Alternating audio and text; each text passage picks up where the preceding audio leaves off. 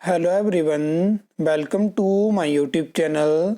इस वीडियो में हम हिमाचल प्रदेश में जूनियर इंजीनियर सिविल के बारे में बात करने वाले हैं। और लास्ट वीडियो में जब मैंने जेई सिविल की बात करी थी तो मैंने आपको बताया था कि टीडीसी और टीसीपी की रिक्वेजिशन राज्य चयन आयोग हमीरपुर पहुंच चुकी है। ये वीडियो काफ़ी इन्फॉर्मेटिव होने वाली है क्योंकि इसमें हम जो ऑल ओवर जो हिमाचल प्रदेश में डिपार्टमेंट बोर्ड कॉरपोरेशन है जहाँ पे जेई सिविल की पोस्ट होती है, हम उसके बारे में जो लेटेस्ट जानकारी है वो आपके साथ शेयर करेंगे। वीडियो को अंत तक ज़रूर देखना। सबसे पहले आपको पता है कि जल शक्ति विभाग और पीडब्ल्यूडी में वैकेंसी एक्सपेक्टेड है, जहाँ पे टोटल 130 पोस्ट आपको टेस्ट के माध्यम से देखने को मिलेगी। और अगर हम जल शक्ति विभाग की बात करें तो इसकी पहली रिक्वेजिशन जो था वो डिपार्टमेंट की तरफ से दिसंबर 2023 में पीएससी शिमला भेजी गई थी। पीडब्ल्यूडी की रिक्वेजिशन भी पीएससी शिमला गई थी, जहां पे क्या हुआ कि 2022 में सरकार की तरफ से एक नोटिफिकेशन जारी हुई थी जिसमें कि गवर्नमेंट एम्प्लॉयज़ की जो क्लासिफिकेशन है वो अकॉर्डिंग टू ग्रुप्स करी गई थी। पहले आपको क्लास देखने को मिलती थी, पे लेवल के अकॉर्डिंग ग्रुप्स में जो है वो क्लासिफिकेशन करी गई थी। तो फिर आरएनपी रूल्स में आपको अपडेशन देखने को मिलती है। अब ये चीज़ है कि ये जो वैकेंसी है दोनों जल शक्ति विभाग पीडब्ल्यूडी इन दोनों की फाइल जो है वो पीएससी शिमला से वापस जो डिपार्टमेंट है उनके पास आ चुकी है। और यहाँ पे कुछ चीज़ें होनी है जहाँ पे मैंने आपको लास्ट वीडियो में जानकारी दी थी कि स्कीम ऑफ एग्जामिनेशन, क्योंकि ग्रुप बी में ये जल शक्ति विभाग और पीडब्ल्यूडी में जेई सिविल की पोस्ट है, तो वहाँ पे स्कीम ऑफ एग्जामिनेशन क्या होनी चाहिए, क्या इंटरव्यू होना चाहिए। क्योंकि अगर इंटरव्यू को इंक्लूड किया जाता है तो फिर ये होगा कि स्टेट के जो बाहर के लोग हैं तो वो भी इसके लिए एलिजिबल हो जाते हैं। तो इस तरह की जो चीज़ें, इस वजह से ये वैकेंसी डिले हुई है। और ग्रुप बी में वैसे तो ज़्यादा पोस्ट नहीं आई हैं, लेकिन मुझे लगता है कि ग्रुप बी के लिए एक अलग से क्लॉज ऐड होगा जहाँ पे शायद इंटरव्यू तो नहीं रखा जाएगा। ये चीज़ तो अब क्या होगा कि सरकार, डिपार्टमेंट और पीएससी शिमला डिसाइड करेंगे कि ग्रुप बी में क्या क्या चीज़ें होनी चाहिए और उसमें क्या क्या स्कीम ऑफ एग्जामिनेशन होनी चाहिए। वो चीज़ें होंगी तभी जाके आपको ये जल शक्ति विभाग और पीडब्ल्यूडी की वैकेंसी पीएससी शिमला के माध्यम से देखने को मिलेगी। अब बात करें टूरिज्म डेवलपमेंट कॉरपोरेशन और टाउन एंड कंट्री प्लानिंग, तो 5 पोस्ट की रिक्वेजिशन राज्य चयन आयोग हमीरपुर पहुंच चुकी है। अब देखने वाली बात होगी कि कितने जल्दी इन वैकेंसी को वो एडवर्टाइज करते हैं।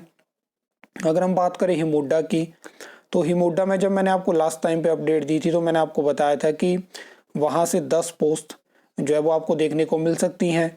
और इसमें उन्होंने बताया था कि due to closure of HPSSC Hamirpur हमने रिक्वेजिशन नहीं भेजी, लेकिन मुझे लगता है कि बहुत जल्दी हिमुडा की रिक्वेजिशन राज्य चयन आयोग हमीरपुर जाएगी, जहाँ पे 10 पोस्ट आपको देखने को मिलेगी। इसके अलावा इलेक्ट्रिसिटी बोर्ड में काफ़ी ज़्यादा वैकेंसी है, पीसीएल में बहुत ज़्यादा वैकेंसी है, टीसीएल में भी वैकेंसी है, हिमुर्जा में वैकेंसी है, लेकिन फिलहाल यहाँ से कोई उम्मीद नहीं है कि आपको कोई वैकेंसी देखने को मिलेगी। इलेक्ट्रिसिटी बोर्ड हो गया, पीसीएल हो गया, टीसीएल हो गया, यहाँ पे जो सिविल का जो यहाँ पे कैडर है वो मैकेनिकल के साथ है, तो मैकेनिकल की वैकेंसी भी साथ में अप्रूव होगी। और हिमुर्जा में इलेक्ट्रिकल और सिविल का कैडर जो है वो साथ में है। ठीक है, यहाँ से फिलहाल कोई जल्दी में उम्मीद नहीं है कि आपको कोई वैकेंसी देखने को मिलेगी।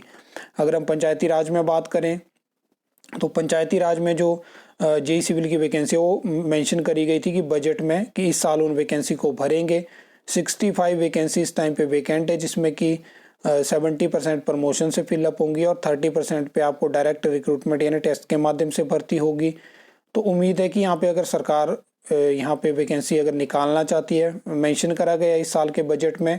और जहाँ तक मुझे जानकारी है कि बहुत जल्दी इसमें आने वाली 1 या 2 कैबिनेट में जो है वो पंचायती राज से जो वैकेंसी है, फिर उसमें चाहे वो टेक्निकल असिस्टेंट है, पंचायत सेक्रेटरी है और जेई की है, तो ये कैबिनेट में जा सकती हैं और वहाँ से आपको देखने को मिलेगा कि कैबिनेट अगर उसको अप्रूव करती है तो वो आंकड़ा आपको देखने को मिल जाएगी कि सरकार कितनी वैकेंसी इस फाइनेंशियल ईयर में भरना चाहती है। तो ये चीज़ आपको आने वाले टाइम में देखने को मिल सकती है। अगर हम बात करें अर्बन डेवलपमेंट की, तो यहाँ पे आपको पता है कि म्यूनसिपल कॉरपोरेशन हो गया, काउंसिल हो गया, नगर पंचायत में वैकेंसी फिलअप होती है।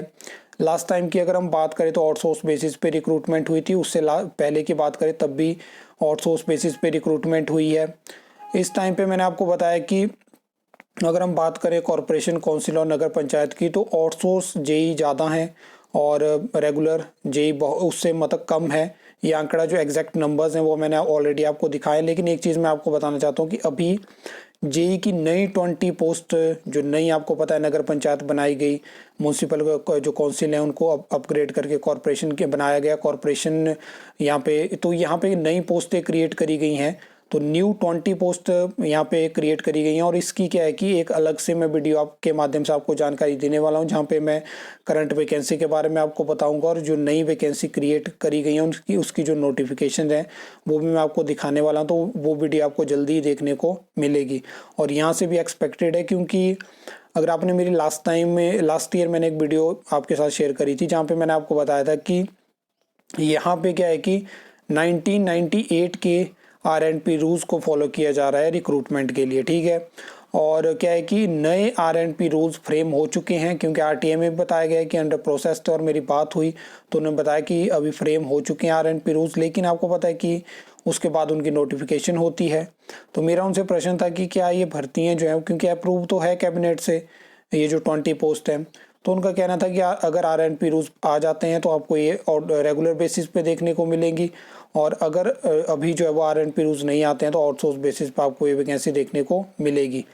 अब अगर हम बात करें HPSIDC की, तो यहाँ पे नई 6 पोस्ट क्रिएट करी गई हैं और फिलहाल तो उम्मीद कम है कि यहाँ से वैकेंसी देखने को मिलेगी, लेकिन नेक्स्ट फाइनेंशियल ईयर में या नेक्स्ट ईयर में आपको यहाँ से भी वैकेंसी देखने को मिलेगी। फिशरीज़ में कोई होप नहीं है, वहाँ पे सिर्फ 2 पोस्ट हैं और दोनों फिलअप हैं। अगर हम HPPMC BNDA की बात करें तो ऑलरेडी यहाँ से वैकेंसी एडवर्टाइज हुई थी 2022 में, जो कि अभी तक फिलअप नहीं हुई है। तो 2022 के जो पेंडिंग पोस्ट कोड हैं वो जैसे ही एडवर्टाइज होंगे तो वहाँ से आपको ये वैकेंसी देखने को मिल जाएगी। एग्रीकल्चर डिपार्टमेंट में फ़िलहाल कोई उम्मीद नहीं है, क्योंकि डायरेक्ट रिक्रूटमेंट की वहाँ पर वैकेंसी कम है और प्रमोशन की वहाँ पे वैकेंसी ज़्यादा है। असिस्टेंट मैनेजर सिविल की हम बात करें RTDC में, तो यहाँ पे शायद आउटसोर्स भी, लास्ट ईयर जब मैंने अपडेट लेने की कोशिश करी थी तो वहाँ पे उन्होंने बताया था कि अब फिलहाल हमने आउटसोर्स बेसिस पे रिक्रूटमेंट कर ली है, क्योंकि 2022 से जो वैकेंसी उन्होंने एडवर्टाइज़ करी थी वो पेंडिंग थी। अब जैसे ही 2022 की रिक्रूटमेंट इनिशिएट आगे बढ़ती है, उसको सरकार अलाउ करती है, आयोग उसको एडवर्टाइज़ करता है, तो फिर यहाँ पे रिक्रूटमेंट हो जाएगी।